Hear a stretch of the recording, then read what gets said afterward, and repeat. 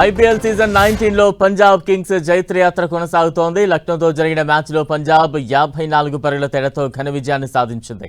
తొలుత బ్యాటింగ్ చేసిన పంజాబ్ నిర్ణీత 20 ఓవర్లలో 7 వికెట్ల నష్టానికి 254 పరుగులు చేసింది. ఈ సీజన్లో ఇదే అత్యధిక స్కోర్.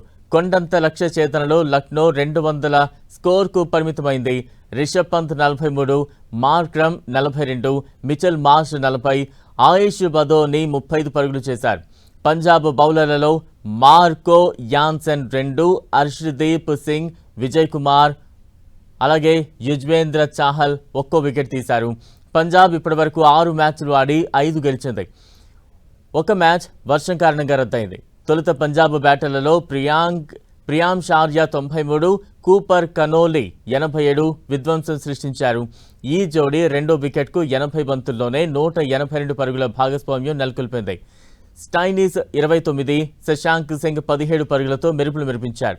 నేహాల్ వధేరా 13 రన్స్ చేశాడు. శ్రేయస్ అయ్యర్ ఈ మ్యాచ్లో నిరాశపరచగా ప్రభ్ సిమ్రన్ సింగ్ డకౌట్ అయ్యాడు.